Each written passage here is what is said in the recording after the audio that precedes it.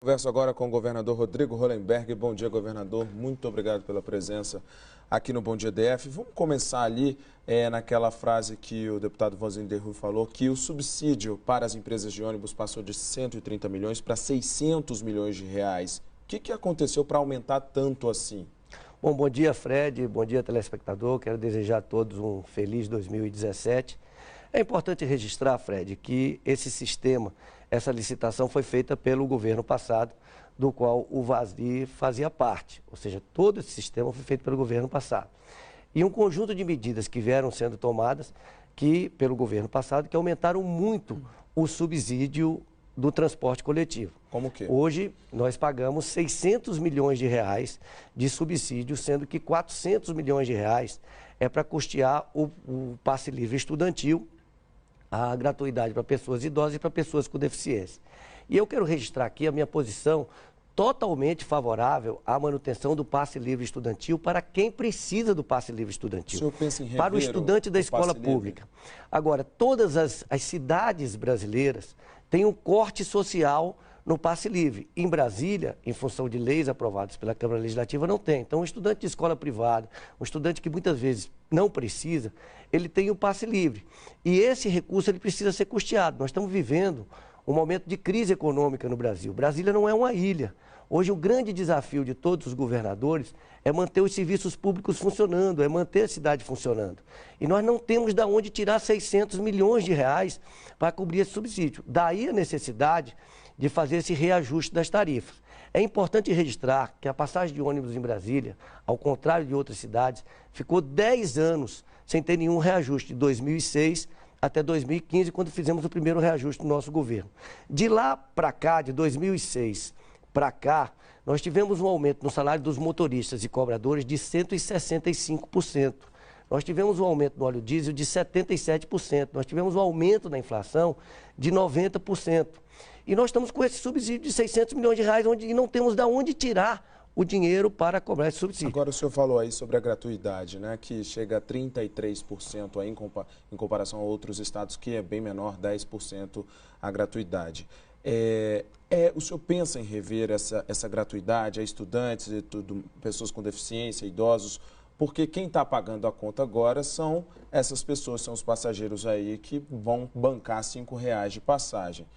Há uma possibilidade de mandar um projeto para a Câmara para mudar o passe livre?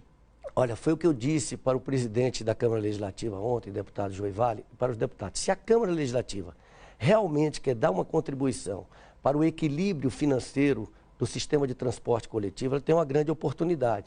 Essa grande oportunidade é rever o passe livre no que se refere ao corte social. Veja bem, eu quero registrar, eu sou completamente favorável ao passe livre estudantil para o estudante da escola pública, para o estudante que precisa.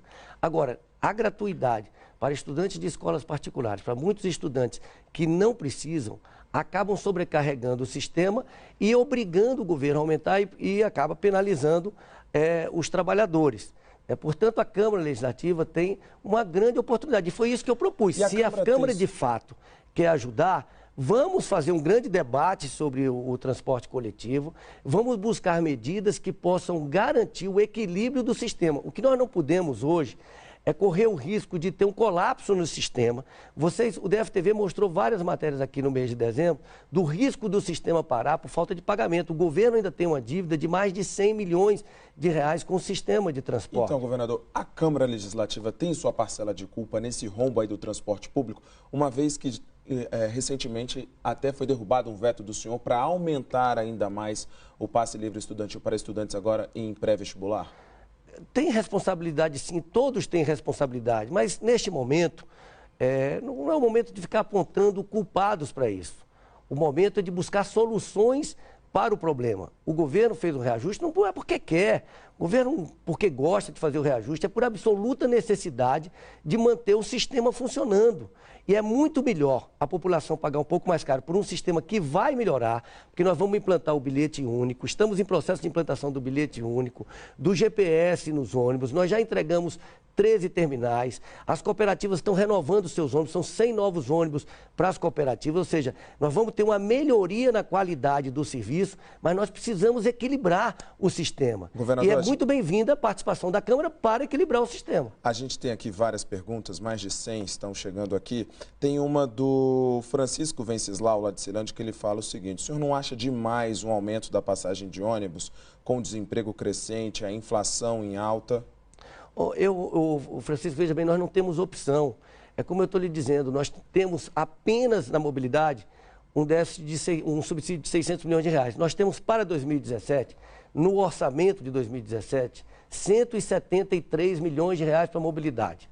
Em 2016, o subsídio pago, graças à gratuidade para os estudantes, para pessoas idosas, para pessoas com deficiência, e mais a diferença entre tarifa técnica e tarifa usuário, foi de 600 milhões de reais. Ou seja, se nós não buscarmos recursos para reduzir esse subsídio, o sistema vai parar. E eu faço uma pergunta a você: o que é melhor?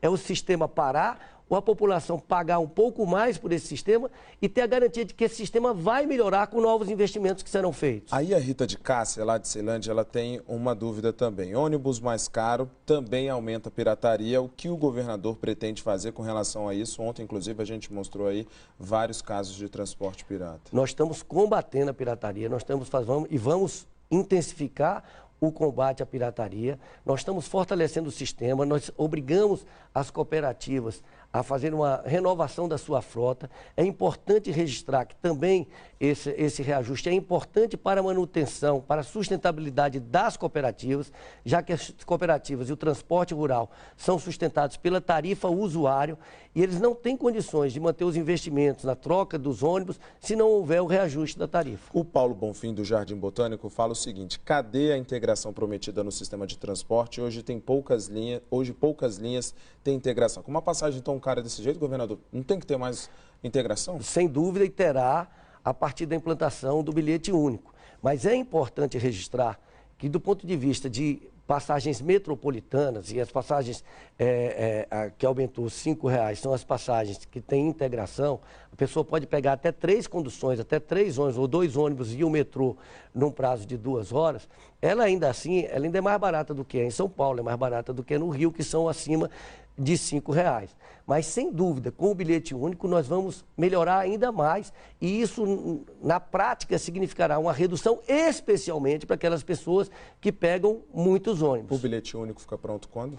A nossa expectativa, e nós precisamos do reajuste para isso, é que no prazo de 90 dias nós possamos implementar o bilhete único, implementar a biometria facial, que vai reduzir os desvios na utilização do cartão do passe livre, enfim, a implementação do GPS, são a entrega de mais 4 novos terminais, de novos ônibus, que são medidas para melhorar o sistema. Ontem, na reunião, o que ficou acertado com os deputados distritais? Não, nós fizemos... Primeiro eu disse que nós estamos absolutamente abertos ao diálogo para buscar alternativas que possam melhorar o transporte coletivo e possam equilibrar o sistema de transporte coletivo do Distrito Federal. Eu disse aos parlamentares que não tinha como reduzir o preço das passagens, a não ser que aparecessem alternativas para garantir os recursos para o equilíbrio. Eu fiz uma sugestão de a gente reduzir de 5 para 4,50 essa passagem integrada e, em contrapartida, a Câmara Legislativa assumir o compromisso, na retomada dos seus trabalhos, de reduzir pelo menos pela metade o valor da gratuidade para os estudantes de escolas particulares. Isso ainda está sendo definido, ou seja, pode ser que a passagem chegue a 4,50. Vai depender da resposta da Câmara Legislativa. Agora, eu disse o seguinte: nós estamos numa situação financeira tão grave que nós não temos como suspender o reajuste. Nós só podemos suspender o reajuste tendo uma alternativa que permita custear as passagens. Eu repito, minha gente, é melhor a gente ter um aumento no preço das passagens do que ter um colapso no sistema, que estamos próximos se a gente não equilibrar financeiramente o sistema.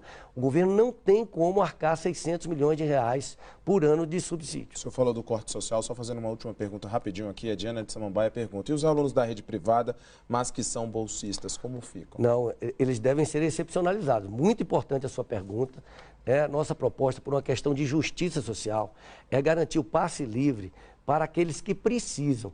Portanto, para todos os alunos das escolas públicas e para todos os alunos de programas sociais, do FIES, enfim, de outros programas que estão em escola privada, mas estão subsidiados pelo governo. Esses nós também defendemos. Vejam bem, eu quero aqui mais uma vez reiterar, eu sou favorável ao passe livre estudantil para os estudantes que precisam. Isso deve ser mantido. E para que isso seja mantido ao longo do tempo, é importante que haja um corte social, porque hoje nós temos um sistema injusto a dar gratuidade para todos e, portanto, dar gratuidade para quem não precisa, fazendo com que tenhamos que aumentar o preço geral da passagem dos ônibus. Governador, muito obrigado aí pelas suas informações, pela participação aqui no Bom Dia DF. Tomara que a coisa se ajeite aí da melhor maneira possível. Bom dia para o senhor. Muito obrigado, Fred. Feliz ano novo.